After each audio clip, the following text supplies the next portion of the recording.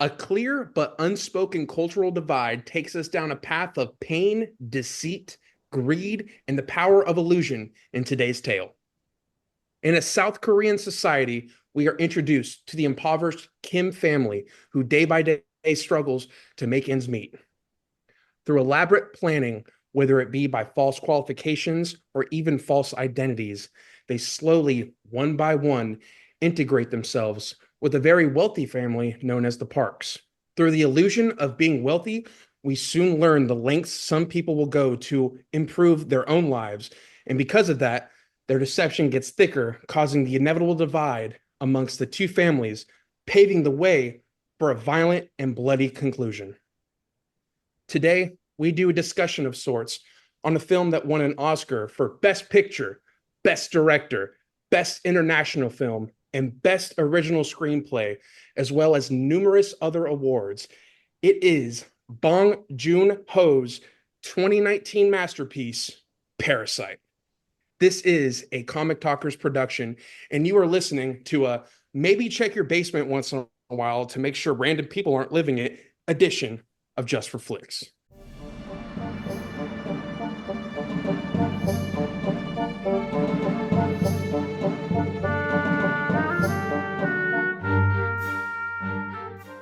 What's going on, guys? It's your boy, Patty B. I did that the other day and it worked. With me, as always, is Mr. B Dog. Mr. Brandon, what is going on this lovely morning? You sounded more constipated in that one than you did in the first Yeah, well, it's morning time, you know? morning. I'm doing fantastic, and we are joined by the good friend of the podcast. Please welcome back. You know him as John's Comics Kids on YouTube. Please welcome back, John. John, how are you doing? I'm very excited to talk horror first thing in the morning. This is where it needs to happen. Wake up, get your coffee, get Yeah. bloody. And this is an interesting movie. This was a movie that really shocked the Oscars when it first came out. And when this all came out, I remember watching the Oscars, like I'd never even heard of this film. Like it was shocking to everybody that how good this movie won. But it also leads to a pretty big divide in a lot of cinema fans. And when you really think about that story, it's not a tale that you usually see throughout films, and the hidden messages throughout are just they're pretty poignant. Like it makes it like it shows you throughout. But let's talk about some of the stuff that we liked and disliked. Fans, we're going to do this one a little differently because I know Pat and I have talked about this. There's going to be no trivia showdown at the end of it because this is a pretty complex story. Yep. And we're going to kind of just go into talking about the film and what we loved and disliked about the And film. I think not to mention too, I think this is the very first foreign film that we have covered on our show, right? We're going to get you to do Godzilla -1 soon. I Do promise it. you. I'm down. I'm doing it with you. I don't care. Like this is one of my Well, favorite. I know we have anime around the corner. Yes, we No do. spoiler, no spoiler there, but who knows? So stay tuned, fans. But remember, fans, before we get started into the conversation, please subscribe to the YouTube channel, hit the bell notification so you never miss an episode. And remember to like this video. If you want more content like this, let us know in the comments what movies you would like us to cover. So let's go into this conversation. John, what was your take? Because I know we've talked off air. You were kind of torn with this film when you first watched. I'm definitely going to be the hater on this one. I legitimately like. I finished the movie and I told you guys I was messaging cinephile nerds that I know saying like, what did I miss? Because I loathed this movie. The experience was so frustrating, and in the end. I walked away, and somebody described it as like grating, like it's a grating kind of film that just sort of like wears you down. And and for me, my instant reaction was, I never want to watch this movie ever again. Like I never want to see this. I don't need this movie in my life anymore. One and done. That's it. Yes, good. It is a really one and done. Like I had one of my friends who's been a friend or he is a co-host for the Comic Talker podcast, Ty, who loves this movie. And when I've talked with him, I kind of was the same way. I didn't dislike it, but I had a lot of questions. And Yeah. so going to him, it was like he says, think of it like Shrek. He goes, This ogre's got layers. This movie's got some layers. You have to pull off. Okay, cool. I'm glad you did it that way because I was like, oh, I am Yeah. so intrigued to see I how mean, he yeah, I can see the Shrek and wealth Parasite. disparity between the king and Shrek living down in the swamp. Like I can see the Is social Lord class Farquaad Mr. discussions. Pork? But that's exactly how he described it was the layers of onions, right? You have you have this unemployed family. Okay, so there's one, right? You have this rich family who they're trying to pretty much manipulate the situation more to get them jobs and to become or pretty much use the Park family. That's two, but then you start seeing more secrets and reveals happening throughout that make you go, okay, how is this going to work? And and then the ending was by far probably one of the more interesting endings how they do Yeah. it. I that part I will admit I did enjoy that ending because it was like a sense of he was dreaming all this and in reality he's just like his father. He's hit by poverty. He's never going to be able to buy that home like he wants. Yeah. And it is that last 20-30 minutes kept me enthralled throughout. Like it really kept me like, okay, what's actually going to happen now? Like the first part, it's very slow. It's very like now we're once he gets into the house, that's when things okay, now we're picking up a little bit, Mhm. and it was like I found myself shocked that I actually kind of liked it. I wouldn't Mhm. say I would ever. I'm kind of like on John with John there. I don't know if I'd watch it for a while or if I'd watch it like right away, but it was decent. I didn't mind the film. It just like is it gonna get higher than a 7 on here? Probably not for me. So, but Pat, what about you? What was your Well, take on? I was just gonna say with that, you don't see very many movies nowadays, or very few movies nowadays. Sorry to reword that word salad here. Um, you don't get movies that have such a build up to a climax to where the climax is at the last, what, 20-30 minutes of the movie. Because Mhm. then it feels like once that climax hits, you don't really have time to breathe, right? We get what happens towards the end, and then what that brief 10-minute, summary of where the kid and the mom are now. Yeah. And I think that's what maybe is a little off putting for some people where you're not used to that environment of a movie when you watch a movie. Um, I think it's got a perfect build up. I mean, it's like how some Tarantino movies have that build up, and you really don't get the climax till like the last, 20 minutes of it, and I'm glad that it's kind of refreshing to see that, especially for this. It's weird to think this movie already came out 6 years ago. I remember when this movie came out, and it was kind of like what you said, John. I think you didn't really hear about it until it came out, and or at least you didn't hear about the success until like people were talking about it, or like, oh wow, Parasite, what's this movie? All right, and then you watch it. Well, you guys obviously watched it for the first time very recently, obviously, but that's how it was for me, where I didn't really know about this movie until like it was already kind of out, and then there was speculations of the success it was having, and then Oscar season was right around the corner as well. So that's kind of when I found out about it. Well, But just thinking of it, like I was looking at the budget for this last night. It was the budget for this film was 11,400,000, right? The gross worldwide was 262, roughly about $263,000. yeah, Or not thousand, $263 million. I said thousand. 263 million. I was gonna say, that's a That's lot. a huge increase from 11 mil to 263 And worldwide. a massive chunk in South Korea alone. I think it Yeah. was like $70 million in South Korea. It became like the biggest hit in South Korea film in all time, or nearly something like that. Yeah, Like they South said gross. Korea's Avatar. Yeah, they Yeah, said gross US and Canada was about 54 mil. it's So crazy. that shows you about what is that 200 mil came from that area alone.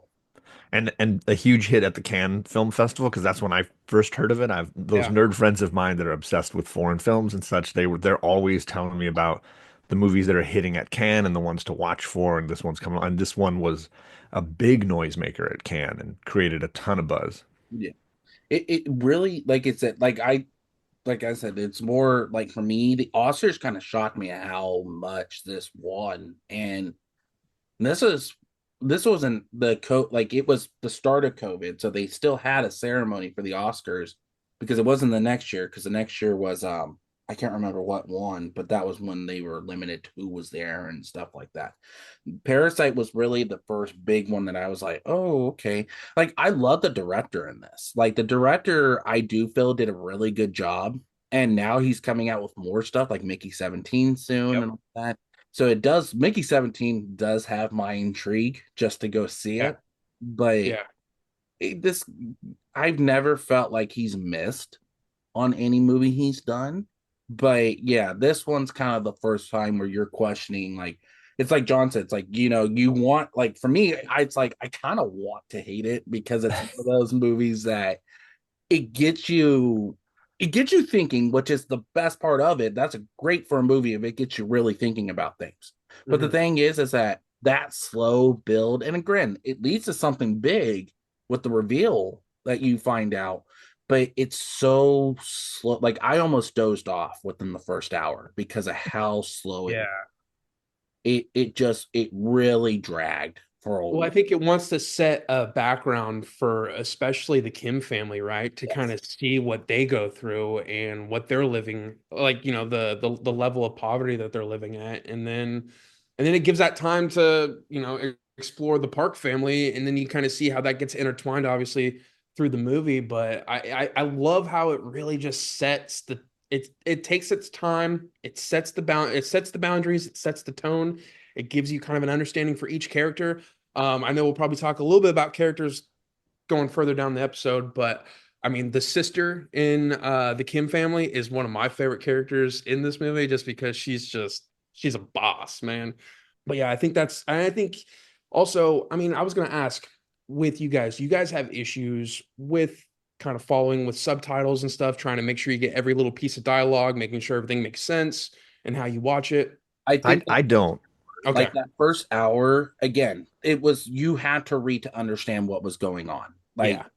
once you got to that reveal, I didn't feel like I had to read the subtitles to understand the Yeah. story. Like at that point, when you get that reveal, what's actually happening, it was taking off from there. Like Mhm. you knew without even having to read what was actually happening. Well, yeah, physically, right? Everything that they do within the scenes, you definitely get an idea. Okay, this is what's going to happen. This is what they're doing. The body language, all that kind of stuff. But like the No, first I time, I like foreign films, and I've definitely always found joy. I usually like Spanish speaking films. Pedro Almodovar is one of the filmmakers I've always really liked. I think his films are always really kind of blowing my mind and taking me in places I didn't think. And of course, Kurosawa and some of the classic filmmakers. Mhm. No, I had to remind myself because I was, it was a good reminder of how passive I've been as a viewer because I was like on my phone for a second and I was like, I don't realize what happened in the last 10 minutes because I can't. I'm just listening to this Yeah, movie. yeah, So I had to like back it up and be like, okay, put the phone down, watch, and actually pay attention. it's distracting at points when you do that because I did the same Well, thing. and that's kind of what I was alluding to with you guys, because hey, I did it myself, and I used to be just bad in general, especially with movies that followed subtitles. I grew up not watching stuff with subtitles or just even American stuff with subtitles. I met my wife, everything's subtitles now. Imagine that. No, what I know you had said, John, there's been other foreign films that you've loved throughout your life and that you watch. It's funny for me that actually made me understand or not understand but actually watch movies that were or shows that were foreign that had subtitles that you had to read and follow along with. Narcos, I know that's super random, Sure, but sure, like, man, that's another thing where you don't really have to listen to the dialogue, you just watch what's happening. But man, it's fun to watch the dialogue and everything that's going on, and that's just with me, that's what kind of expanded me to that. sure. No, there's a lot of, I mean, Italian cinema has been really great over the years. I think there's a lot of great options for people if they want to continue to explore Mhm. foreign films. Amelie is one of my favorite movies. That's just a fantastic French film. So like, yeah. But for this one, most of my challenge was just I struggle with movies where I don't like any of the people in them. Like if your movie or your show or whatever is full of really despicable people that you're not gonna ever want to spend time with, it's gonna grate on me and I'm gonna wear down pretty quick. I need somebody that I am enjoying spending time with. As much as I thought like the daughter in the Kim family was incredibly ingenious and Oh and a wonderful like tail spinner and liar and manipulator. I didn't want to be around any of these people. I hated all of them. They're all bad people. So I struggle with those kind of movies. It's interesting because the other movie that we're going to discuss in another podcast is similar. I could see people watching the same and feeling the same way and being like, I hate all these people. Like I don't want to. They're disturbing on a grander scale. So for me, it may just be the American brain of mine that like wants a little hope, a little positivity, a ray of sunshine somewhere. And this movie doesn't want to give you any of that. It definitely wants to rip that all away. The facade is gone. And so that's the part that really, I think, in the end, wore me down, and I was just like, God damn this movie. Well, ironically, whenever sunshine is involved with this movie, bad things do happen. Yeah. Unlike Lost, right? The TV show Lost, when it rains, somebody's gonna die. This one's like the sun is shining. Watch out. Shit's going down, yeah. The cow, or was it? It's like what do they say in the Marvel movies? The sun's coming out or going down real soon, and then all of a sudden you're like, "What's going on now?" Gotta calm the Hulk down. Yeah. But I will give one more props before we kind of go into this. I love the score for this. After watching this, I did buy the score. It was Really? intriguing to see. Like I at first when it first started, I was kind of like, okay, where are we going with it? But what was it? It was Jung Jae the second. This was actually really good for this film. Like it's very intriguing. Even when you get into the suspenseful parts of the film, he does a really good job in bringing that suspense without giving like, I don't know, like psycho vibes. Like, when you sit there and you're like, something's going to happen. It's that sense that music creeps up, but it doesn't give you that, it's just, it's there. Like It's more mood than jump scare kind of stuff. yes. Like when you get that scene with I can't remember their names because like I said, but like when the kid's going down there at the end of the movie to check on him and he was going to use the rock, like that whole jump scene when he drops the rock, I was like, oh, why the hell are you going down there? But that music was so creepy to go down there. It was like, okay, now we're getting somewhere. Now Yeah, we're those previous house clean people, man, they're something else, right? When I watched it for the first time, they kind of gave me like the jibbies, man, the jeebies. Uh they're just their demeanor and everything, right? Like everyone's demeanor in this movie is not great, let's be honest. No one's good. Everyone's got a devilish quality in them, so I don't know. well, I think No, that but it's also a real great look at how to craft suspense. I think in a Hitchcockian kind of way, there's a lot of sequences that are built on good cinematography and editing so that we're basically building that tension up, and it's palpable. The sense of tension is throughout, and went to your point of like building towards a climax. I think that's what ultimately makes the climax so strong is you're waiting for the release of the pressure from the tension that's being held consistently all through the movie. So that's a huge credit to the filmmaker, which I don't know if we mentioned the other films like The Host and Snowpiercer and Okja that are some of the other bigger name kind of films from the same filmmaker that have that same quality of tension and slow build. I think it's a testament to the skill of the filmmakers. like that's exactly how I looked at because I've seen Snowpiercer and Snowpiercer. It's that's like I kind of got that same kind of suspense vibe. Like even though it's supposed to be a dark comedy, that the way they come across with it, the way they're manipulating the, it's a comedy, but there's still suspense, which I think I enjoyed more because you don't see that with comedy films. You don't see suspense. And it's so intriguing because when you think suspense, you think horror, you think things like that. Comedy and suspense is not something I ever thought I would enjoy, but yet it kept me at the edge of my seat, like, what's going to happen now? Mhm. And especially after you find when the old housekeeper comes back and wants to go in there. Oh, that's like one of my favorite scenes of the movie. Oh, I mean, yeah, that's when everything kind of changed. Like that's the Yeah, whole yeah. that gave me one of whole my tone of favorite. the movie changes right there. Well, that was one of my favorite scenes is when she's trying to push the thing, like, help me, and then all of a sudden she falls and hits her head. It was like it's like okay, and then like how the roles reverse when the new housekeeper or the mom finds out and she goes, well, I'm going to call the cops, I'm not dealing with this. and then they take pictures of the whole family. Now I got something on you now, and it's Right. whole build. Like I know this is probably one of the scenes I'm gonna crap on because of course they have to add a sex scene in this, and I don't like this. When they have the sex scene on the couch in the And the family's hiding under the table in the den or whatever, the living room. that was scene, I was like, and then when the dad's trying to crawl out, and the kid calls in like, I can't sleep, but I'm staying out here. I'm like, I hate this kid. Like, just let the dad go. Yeah. I feel like every good movie needs an uneasy moment, right? Well, just love how he's About low it, I mean, trying to get to the stairs. yeah.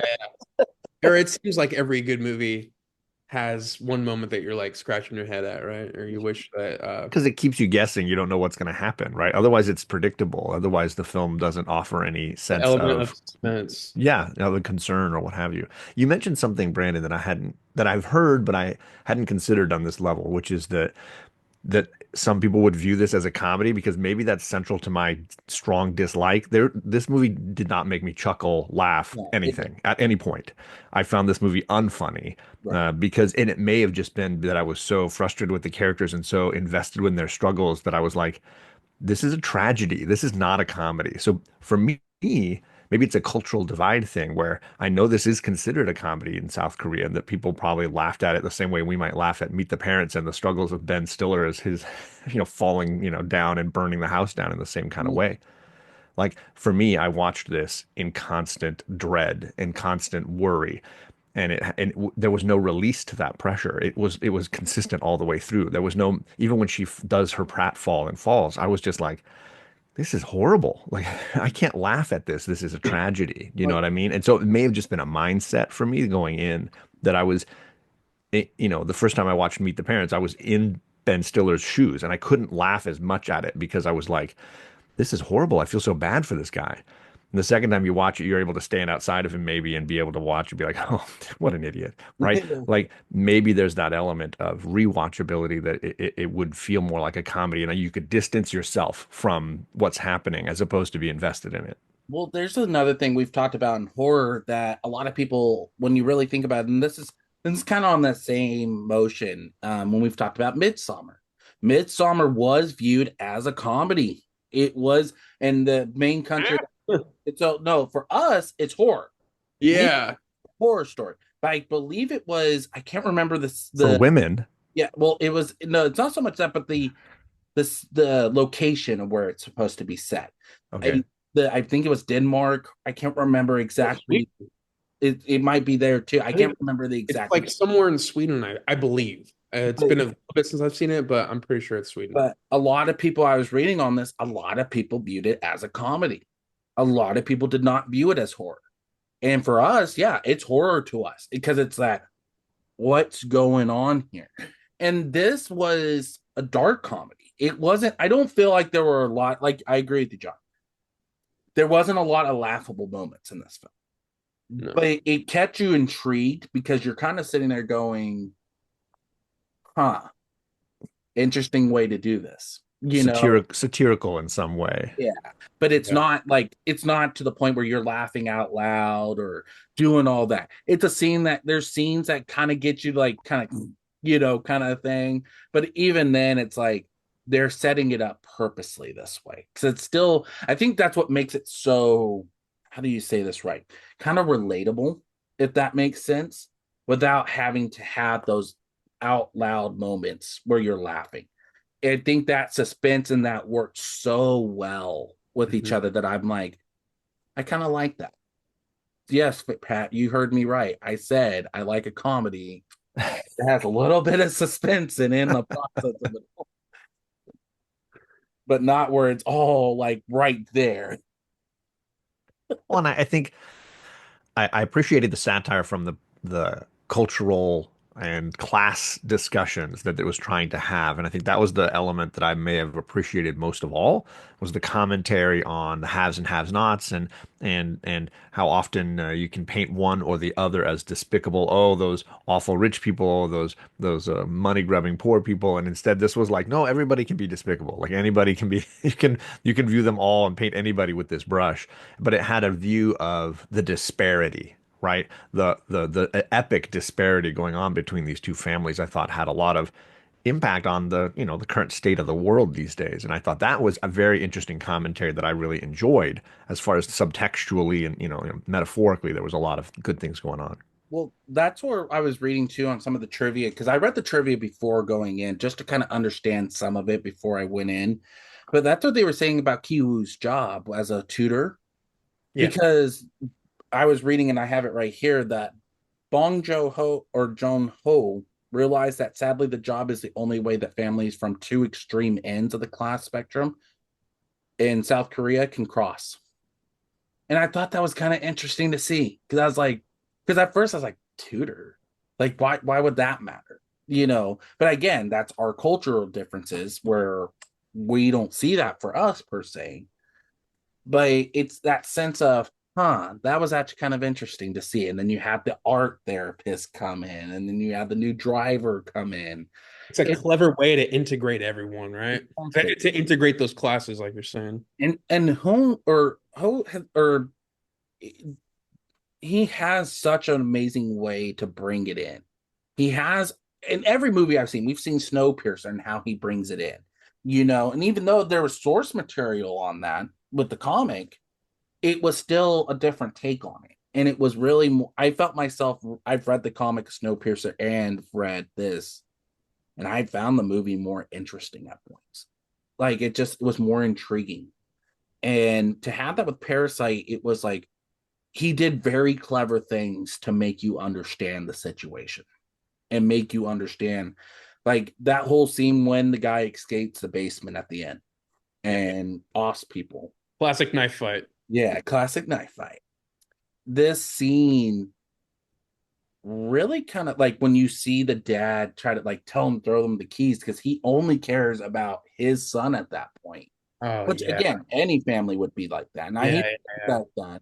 But the whole thing is somebody's bleeding out on your lawn and another person is sitting there doing it. And then you have his son, the other guy's son, literally on the girl's back trying to find help. And all the dad cares about is his son doing that. It really was a shakeup in the movie because when he does what he does, it's like, what? Like, kind of thing. Like, he just turned on him so quickly. And wow, and then when The you get whole thing where he flips, he tries to get his keys, he flips the dude's and he, like, yeah, and then he just looks at him, he's just like, he's wow. disgusted by him. Yeah, he's just like, you're a POS, you know what I mean? Like Yeah, selfish. yeah, because you don't like the whole time that we saw the Park family. Mhm. Never once did I ever feel like, yeah, you get that rich vibe from them, but you also see they're kind of a normal family. You don't really see that whole part where it's like, oh yeah, I'm rich. Yeah, you have the dad who's more like that, but even then, he's kind of I don't want to say down to earth, but he's set in his ways. I guess is a good way to put it.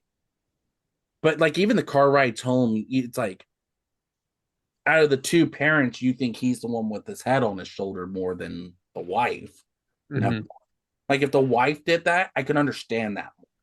But when the dad did it, I was like, really? This is the part we're going with? And then the main character's dad going in and just For me, the biggest flaw that the Park father has is disconnect. And I think he is so disconnected from the rest of the world and what's normal in the rest of the world that even the car rides, little things, the element of smell, the complaint about how Mr. Kim gives off a certain smell and it's disrupting his perfect world or whatever. There's a disconnect where they're unaware that, the rain, it messed up our camping trip. Not like it flooded an entire district in the city and people are dying and they're getting malnutrition. And they're hosed, yeah. He's not even asking, "Hey, did you guys have any issues with the rain? How are you guys doing?" No, he is so disconnected from the rest of the world. Even in his own home, he's not really aware of his wife and his kids and the environment and kind of what's going on. Oh, she let the maid go. That was really weird. We kind of liked her. I don't know why. Whatever. He is lost in his own like ego in his own space. And that's his big sin, I would argue, as a character, that his big sin is disconnection. Well, like, what was it? And I see your point more now because remember the scene where they're driving in the car and he wants some ribs on the way home, and you see like, oh yeah, the old housekeeper used to make good ribs and stuff, but now he doesn't even know the world as much as others, and now he has to learn from pretty much square one if he wants to be connected again. And I think that's the whole thing with Kim. It's like, when you have the dad go in and go, yeah, this is what it is, and this is what it is, and you see the whole time they kind of, I want you, the dad's manipulating the Park family as Sure. well, but you get that sense of a kind of a connect between him, and it really shows. But the thing is that was the shocking turn. Like, I could have seen the son doing something stupid like that, or even the wife doing something stupid like that. But when you see the dad change on him so quickly, it's like, And I think it's because the rain. I think it's because of what he experiences in those 2, 3 days of like despair when he sees his whole world just covered in raw sewage and just is at a loss and can't even get clothes and can't even take care. And then to see someone treat him so inhumanely immediately following that, it's the snapping point for him. That sequence. So it didn't come as too big of a shock to me because I was watching Mr. Kim like fall apart basically. He had been enjoying taking advantage of the family because it was almost like a justifiable outrage kind of a thing, right. and then all of a sudden it became real for him that this wasn't just play. This wasn't just fun at the sake of this rich That is family. that he was like it's set into to him what he was aware of, what kind of people these are, right? Right. And that's what I Um, said. This movie brings up a lot of stuff that gets you thinking, but in the long run, it's a diverse film. yeah. It is not so much diverse, but it's divided the fan base. Like, it's like there's so many that love it, so many who hate it. And it's interesting to see, like, talking about this more makes me want to go back and rewatch it just to say I've done it and understand the story a little bit better. But You're a braver man than me. yeah, I don't know if I do it right away. Like, I got other Well, to watch in my life, but but one little thing I wanted to bring up too, Brandon, that I know you mentioned it with their wealth, right? How they don't really like show that they just seem kind of like a normal family. I would think just from watching it, the one thing that kind of expresses their wealth the most, and it's a key focal point of the movie is the house. The house, I mean, look at how gorgeous that house is. I mean, you look at it, the scenes that are in all the shots, and that's another thing is all the still shots that they have, like from afar when they're just, the pan ins to the kitchen and all that stuff. It's just so well done. I think the color contrast of the house in certain scenes, it's beautiful, and I think that's kind of what sets the tone of this movie, in a way. It almost seems like this movie has a filter to it, right? Like the way it's shot. Does it seem like that? I mean, lighting wise, I mean, just from like certain scenes in the backyard when they're taking all the sun in and everything, and with they're that, or like, I oh, was isn't thinking the where you have that entrance into the basement. yeah. That contrast of lighting compared to what's in the kitchen really showed. The And framing of all the windows, like he does a really good job with like how the windows are set up and how it's like set aside from certain characters. But going back to this house, I mean, this house is crazy, right? I think that's one part that makes, this family above, other classes of people where it's like, wow, how do they afford a house like this? You're not seeing the Kims live in a place like this, you know? well, that's why they took advantage of it when they left for the camping trip and said, Yeah. well, let's experience what this life is all about. And they all just sat there and did their own thing. It was, They're not driving $100,000 Mercedes, right? I mean, they're sitting there drinking alcohol and having fun and yeah. their family. It's Yeah. just is a good it's a good tell of wealth versus, you know, poverty. I guess is a good way to put it. Like, it is. But I felt like my thing was I didn't get that till close to the middle of the film where you really see those differences. Like, you see that they're rich and stuff, but you wouldn't think like not on the comparative of the scale where you see it halfway through, where you see their characteristics come out more. You don't get that till about halfway through that film. And that's what it that's why I think a lot of people, I can understand why they jumped off this movie, because it was that sense of, why is it taking so long to get to this? And for me, and I've told Pat before on many movies we've done, a movie's got to catch my attention in the first 15 minutes of a film. Yeah. It's got to. It has to be a hook. It's just like an essay. You have to start it with a hook. You have to start it with somebody to be intrigued to read your paper. And with this, it was interesting. He did it in a clever way, but you have to dive a little deeper to understand right away what this movie is going to be about. And it like I said, that first hour was just, it dragged for a while. And then you got to the points where it's like, okay, now stuff is being revealed. What's going to happen now? Mhm. I think for me I didn't have that experience because the every lie that the Kim family spins becomes another potential tripwire for them to fall on later on. And the Yeah. tension of the first hour is really just, can they keep it together? Walking Can on can eggshells almost. Yeah, can this con game work? And you're wondering like where are they gonna slip up? What's the mistake gonna be? How do they let their guard down? What's gonna so you're waiting for the other shoe to drop for them constantly. And it does in such a dramatic fashion. It's almost, I guess you could argue, comedic that it collapses so badly because they decide to just camp out at the house while the family's away. And I'm thinking the whole time, it's a camping trip, moron. Like, it's raining. They're gonna come home. Like the second it started raining, I'm like, they're gonna come home. You've drunk all their booze and made a huge mess. Like, how are they not gonna notice this? You've just blown your meal ticket in like a huge, spectacular screw up here. So That I was just waiting for that to Got happen because lazy. it's so obvious. Yeah. and Which might be comedic, I suppose, but I was just too busy at that point being like, oh my God, this is gonna be bad.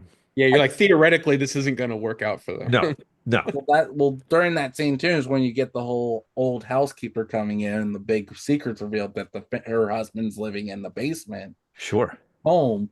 And it's like, okay. And then here calls the wife, hey, can you make me this? And then all of a sudden, like, it's fast paced. Yeah, 10 minutes to clean up dead bodies, Yeah. broken glass, food, and make Make dinner. Let's noodles, go. noodles Like, and steak. but Yeah. I want to bring up another point, and especially with the husband that's down in the basement, the Morse code seats. I thought that was clever too, because he's like, because when you see the Kim's dad go, like, why are you doing that? He goes, because I know their son can read Morse code.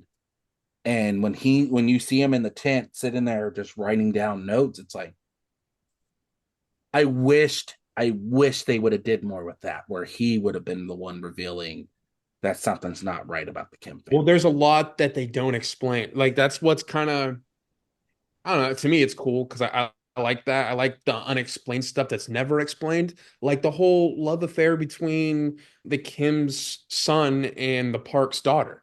It's Yeah, that was a like you little see weird. that and they're like, ooh, that's kind of scandalous. Like, dude, what if they find out? Shit's gonna hit the fan if they find out about that. You know what I mean? Patrick's in there. It's Virgo-licious definitions. Yeah. Makes the parks go loco.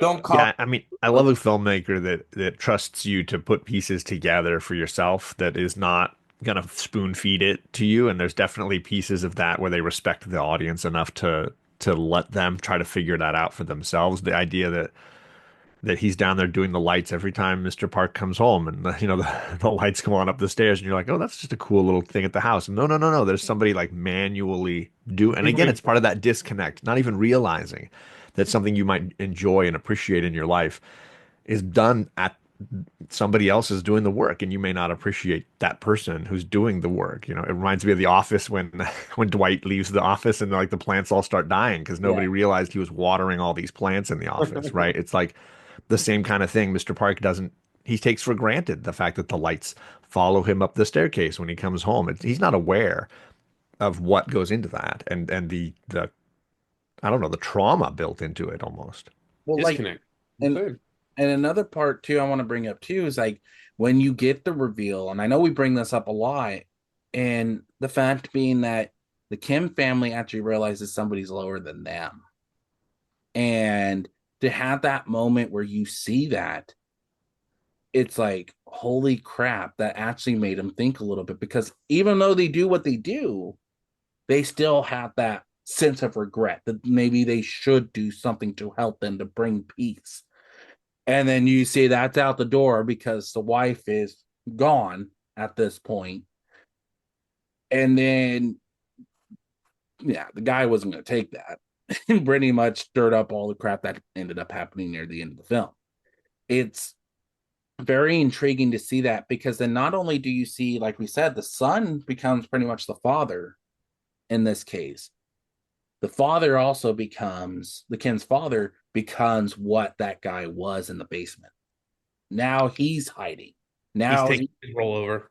yeah, like he's pretty much filled in that spot, and now he has to do something. So now he's the one doing Morse I was code. gonna say now he's got to learn Morse code. Well, at least he's got that nice little sheet right there they can kind of go off of. Well, you can see the guy still uses that sheet to kind of make sure he understands what to do. Yeah. But that's why I said it's so interesting to see it because I mean, you see the scene where, because right when that happened, when the kid goes up the mountain or the Kim's son goes up the mountain and he uses binoculars to look in and he sees the light flickering, he knows that's Morse code and he knows his dad's still alive. And at that point, right there, it's like his dad's still alive, and he snuck into there. And then when you get that scene where you see how he sneaks in, it's like that's why they can't find him because nobody knows about that spot, and it's interesting to see. What And it, was I was gonna ask you both, and just because I as a general like reaction, what was your reaction when you first saw the basement be there? Like it shows that there is a basement because it really doesn't allude to the fact that there is one, or you don't ever get that idea in the house until that moment that there's something below this house. when we see it, I literally went, "Don't go the fuck down there." Very eerie, right? Yeah, it was very suspenseful. This is the first part that you get that suspense feeling. And when you see it, it's like, don't go the fuck down there. I don't want to go down there. Like, I literally thought somebody's gonna pop around the corner and just off them right there. And it's like, no, Mhm. that's not good. And you just see how they're running through it. It's just like, no, I would. Well, it's the tonal shift, right? From I guess you could argue black comedy to horror in some manner, and you know that it's going to become a more violent story from this point on. The class struggles are going to start to bleed across these three tiers of families that we're dealing with. And so, yeah, it's absolutely like a descent into hell in some way for these characters. That when they start going down there and lights aren't working and people are trying to kill each other, and it becomes this horror movie in some ways. You imagine what the story would have done if they just went, you know what, we're just gonna lock her in here and just say we never saw anything. Like that movie would have changed dramatically, I feel like. But yeah, I again when I first watched it, I was kind of the same boat as you with being, that shit kind of freaks me out. Like if I saw that in person, I don't think I want to mess with it too much. I don't think I'd be like, you know what? It's there for a reason. There's a reason why nobody knows about it. Turn you, around you, you want me to clean carpet down there? I don't think so. I ain't doing anything, bro. The whole part where the Kim's son is down there during the party during the last part of the film. He gets tricked by that one guy, and he gets the whole like The noose that dog he leash on them. yeah, the Like, dog leash thing. Yeah, yeah, yeah. And that whole sequence right there, dude, was just so terrifying to me. Like, and then you're like, oh my God, he's gonna get away, and you got the whole sound effect of the ting ting ting, which I loved, and almost like he made like a point to show that, like Yeah. that was gonna have a key thing in this scene, and sure enough, it did when he goes into that dining room, and then the whole rock to the head. yeah. Now, one thing I wanted to bring up, kind of the more one thing I noticed of the whole film is the meaning of the rock, right? the stone kind of symbolizes the character's desire in a way for social mobility and a shortcut to wealth. He gets it at the very beginning from his more wealthier friend, the Kim's son does, right? Yeah. There's key moments where it appears in the film. Kiwoo salvages it from the flood.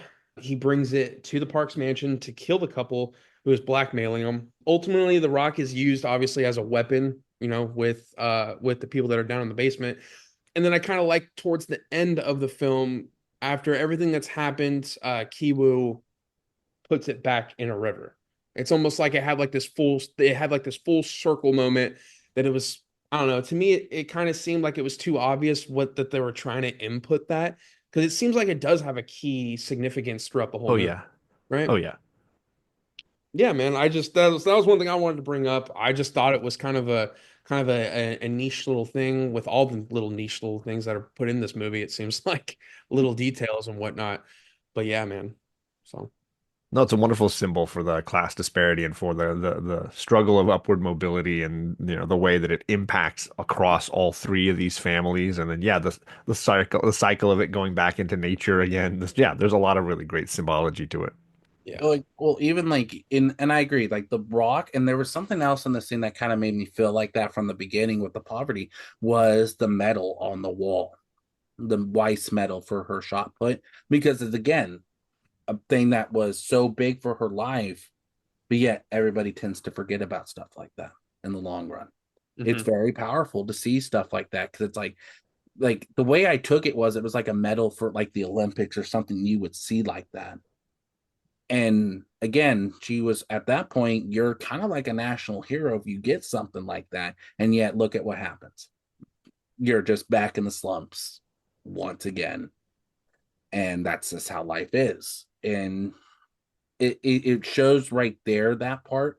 That's why I said, like, going back to what we were saying too, like, I felt like with the Kims, you saw the poverty or like the class story really shaping, but it wasn't for the Park family for me for about an hour where you see the differences. Oh, Like, sure. Yeah. Because we're focused on the attention with the Kims. And so it's only when they it all starts to fall apart, we start seeing the difference. the two in combination. Yeah. So, Patty B, I think is a great way to end it out with our rankings of the film. I feel like I this movie. I'm gonna give it a 10. Watch, give it a No, 10. no, no, not at all. Not even the least bit. Uh, the average here, it doesn't blow me back. Although I will say, I wish there's certain films where I could kind of go. I wish I could go back to the first time I watched them to get that feeling again. Uh, because this was one that did it for me. Because of that, I think I'm gonna put a 6.4. Okay, that's not So terrible. I mean, I'm not going any. Yeah, it's not a. You guys make a really good point to it. It's not a rewatchable movie, right? John is probably never going to watch this again for the rest of his life. Brandon might watch it like the how the Olympics are every 4 years. Uh, it's for it's kind of like how Oppenheimer is for me, right? I've only seen it once. It's a fantastic movie. Probably not going to watch it anytime for the foreseeable future. So. He's gonna watch Barbie more. Just watch.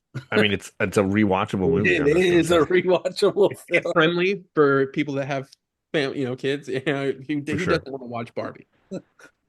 Shame. Watch him with Oppenheimer. It's a great back to back. I'm just saying. What goes first? Do you think you need the heavy piece first and then something to kind of cool it down at the end, or I do you think want to Oppenheimer, like to me, I'd rather watch more of the depressing film first, then go to Yes, something I to cheer agree. Hollywood. you up? Yeah. Yeah. Finish with Barbie for Yeah. sure.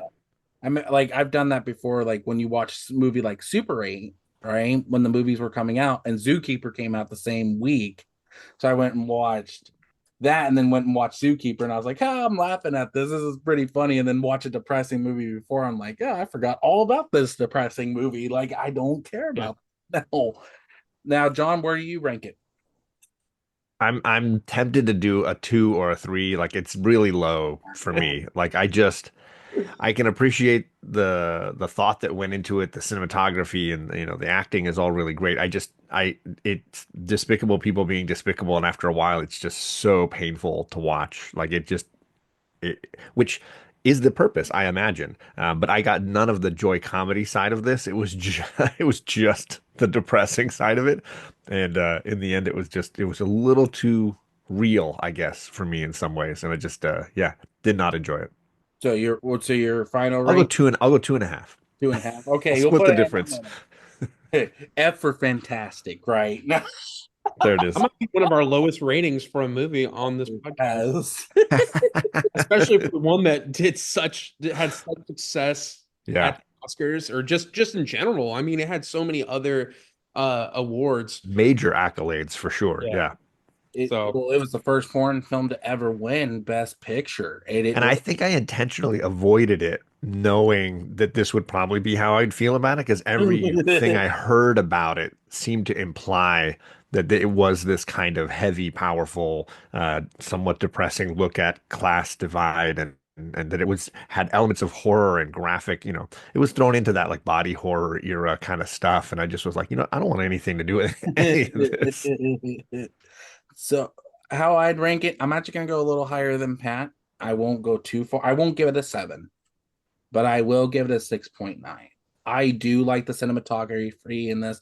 I do like the hidden messages. I do enjoy the appreciation of trying to do a dark comedy with suspense. I do appreciate that, and I think it's a different take at movies that you don't really see often. Just some stuff I kind of wish they would have did a little bit better, and not make that first hour drag. I think this movie could have easily been maybe an hour and a half, maybe in really, some ways. I would not make it over 2 hours like it was. I would not make it a two let's and a half. settle on an hour and 45. I think you I can would accomplish give you a that. lot with an hour and 45. That last Hour and a 20 half, last 20 minutes of the film. well, hour and a half just seems too like 2000s comedy esque to me. Oh, let's just get a movie done in an hour and a half Dude, and why call. are you complaining about that? Don't you say that's one of your favorite things to I watch? do, but not about this type of movie. All right. Because if this is one of the main reasons why I'm not a big fan of Reservoir Dogs, right? I'm a huge Tarantino fan. I don't like Reservoir Dogs just because of it's not long enough for me. I don't like how short it is compared to the rest of his movies.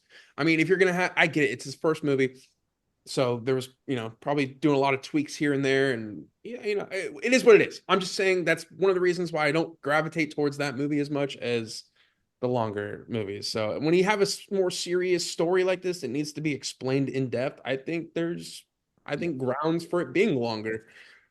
Could you imagine seeing that just as reference for people? This was a play first. Can you imagine seeing this as in a theater with like an audience and it's being acted and performed on? I would be like traumatized, I think. I don't know that I'd be able to Aside handle on that. And then Broadway. have songs in the middle of it, be Oh like, my God. I want to see what the set to the basement looks like. Like, Right? how is that going to work out? it's I just don't Michael even Scott know. just in there, just low crawling through the rest of it all. But I no, got the missus tickets to go see Parasite on Broadway. Yeah. Broadway. We're going on Saturday night, date night. Yeah, I got the kids at the in-laws. And then Gonna have at the end of it, grand time. and when they walk out, what the fuck was this? I couldn't even read the subtitles in the theater. These two families, they just hate each other now. Deceitfulness. I was looking for horror. This is not horror to me.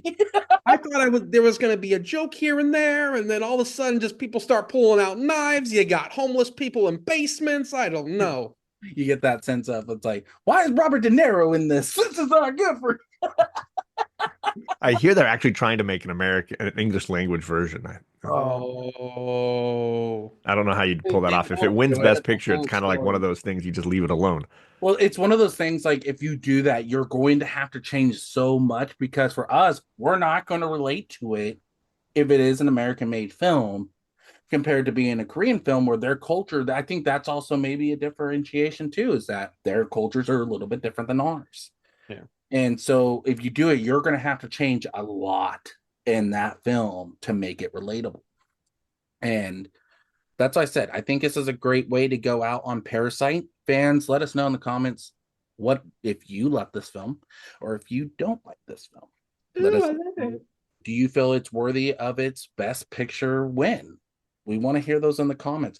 You can check us out, J4F Podcast, on Instagram, Facebook, and TikTok. You can also check us out on Spotify and YouTube. We want to thank John for coming on to the podcast as well. John, tell the fans where they can find you. Yeah, John's Comics with Kids across most social media. You'll be able to find me a lot of times on YouTube and Instagram are my preferred homes. Okay. Yeah, absolutely. And what was it? And you want to listen more with John? John has been on multiple podcasts with us throughout this. And not only that, he's also been on our Comic Talker side. He's due for a Comic Talker appearance soon. So we're hoping we can get him on soon. But again, fans, thank you guys for listening. I'm going to turn it over to Patty B to take us out. Yeah. No, thank you guys for everything. Thank you, John, as always. It's always a pleasure having you on, man. B-Dog, as always, pleasure.